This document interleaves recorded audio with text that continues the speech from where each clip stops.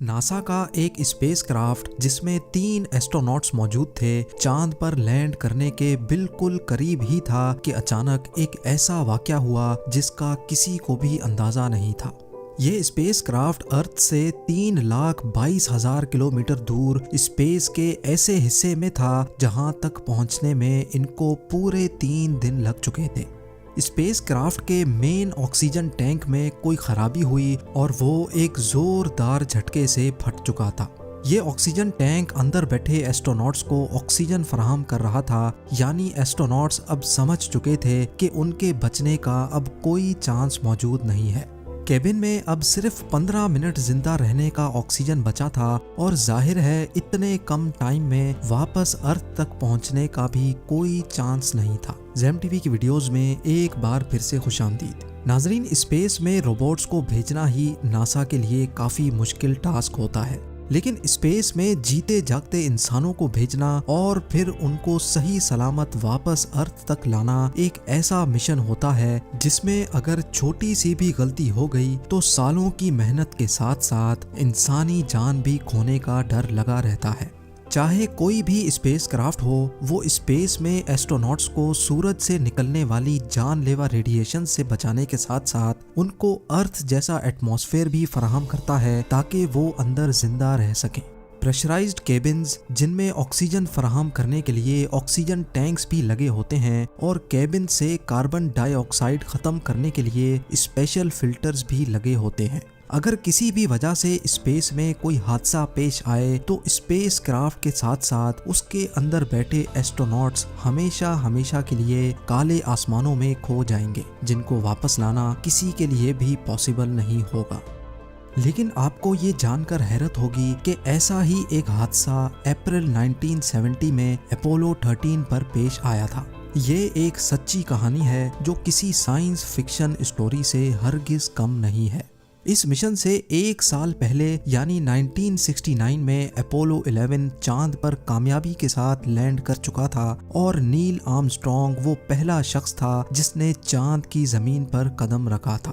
Apollo 11 के बाद Apollo 12 का मून मिशन भी कामयाब हो चुका था, लेकिन अब बारी थी अपोलो 13 की, जिसका मेन मकसद चांद पर मजीद एक्सप्लोरेशन करना था। अपोलो 13 को चांद के एक ऐसे हिस्से में लैंड करना था जहां किसी एस्ट्रॉइड के गिरने की वजह से बहुत बड़ा गड्ढा बना हुआ है और चांद के इस हिस्से को फ्रा मैरो कहा जाता है। इस मिशन के कमांडर जेम्स लॉवेल थे, जबकि इनके साथ 2 मॉड्यूल पायलट जॉन स्वाइगर और फ्रेड हेज भी थे। ये तीनों एस्ट्रोनॉट्स अर्थ पर अपनी फैमिलीज को छोड़कर अपोलो 13 मिशन के लिए रवाना हो गए। मिशन का आगाज 11 अप्रैल 1970 को फ्लोरिडा में वाक़े John F Kennedy space centre से हुआ।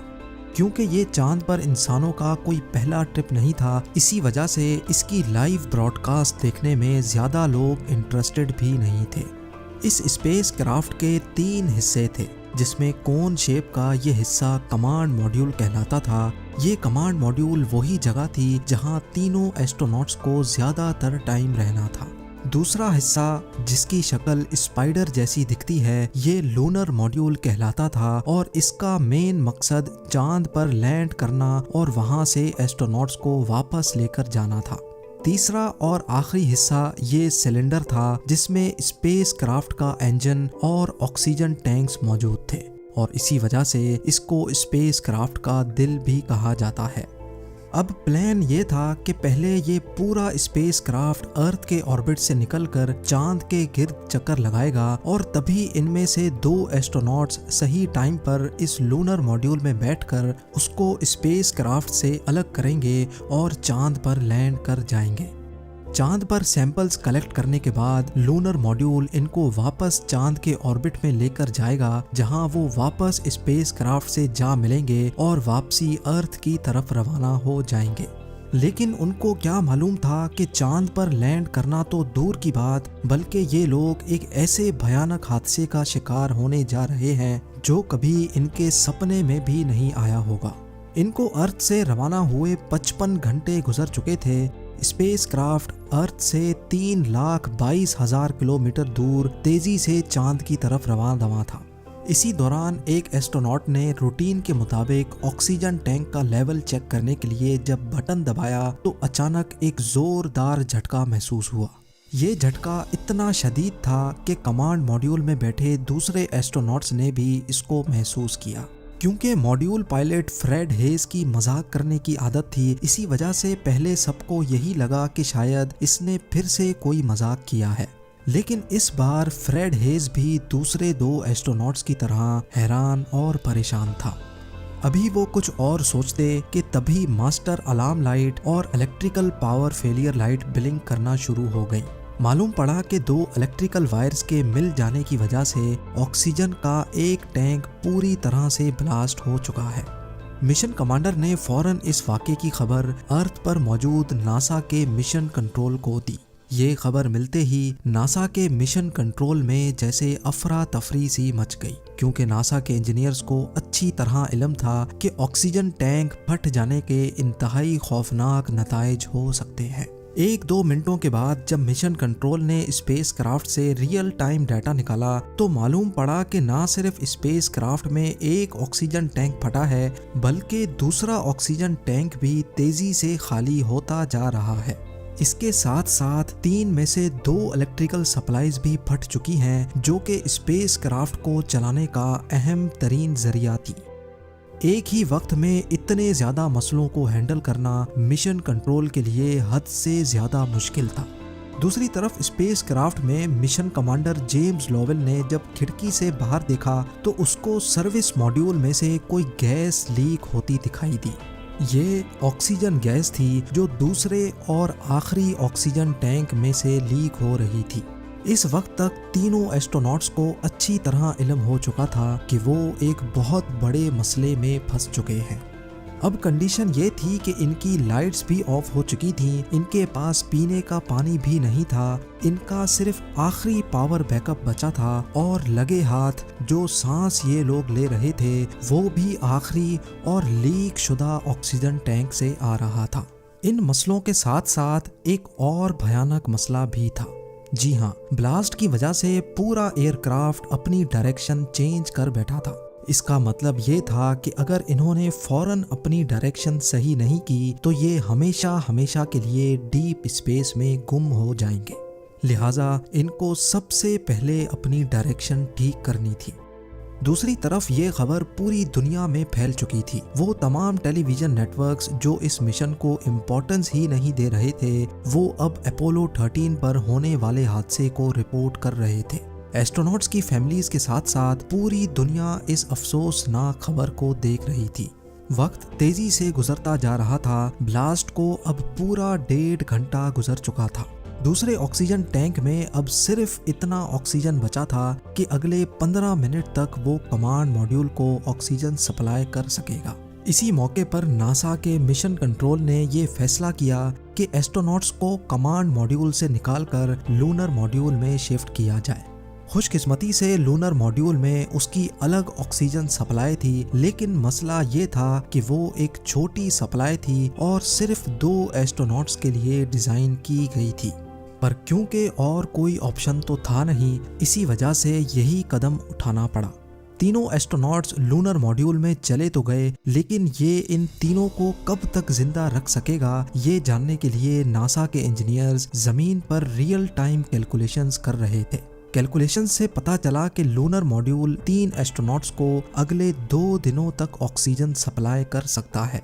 लेकिन असल सवाल अभी तक वहीं मौजूद था कि आखिर ये तीनों वापस अर्थ तक कब और कैसे लाए जाएंगे। ये वो सवाल था जिसका जवाब अभी तक किसी के पास भी नहीं था। अपोलो 13 को अर्थ तक वापस लाने के लिए नासा के पास 2 ऑप्शंस मौजूद थे। पहला ये था कि मेन इंजन को इस्तेमाल करके पूरे स्पेस क्राफ्ट को अर्थ की तरफ लाया जाए, लेकिन क्योंकि ये मेन इंजन भी सिर्फ आखिरी फ्यूल सोर्स पे चल रहा था, इसी वजह से इंजीनियर्स को खदशा था कि रास्ते में ही ये इंजन भी कहीं बंद ना हो जाए।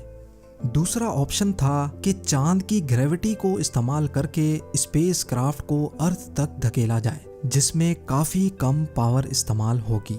नासा मिशन कंट्रोल ने ये दूसरा ऑप्शन चूज तो किया, लेकिन इसमें भी एक मसला था। जी हाँ, वो मसला ये था कि जब स्पेसक्राफ्ट चांद की ग्रेविटी को इस्तेमाल करके पूरा एक गोल चक्कर लगाकर आएगा, तब उसको चांद के ऑर्बिट से निकालकर अर्थ की तरफ धकेलना होगा, और ये काम करना होगा लूनर मॉड्यूल के इंजन की मदद से।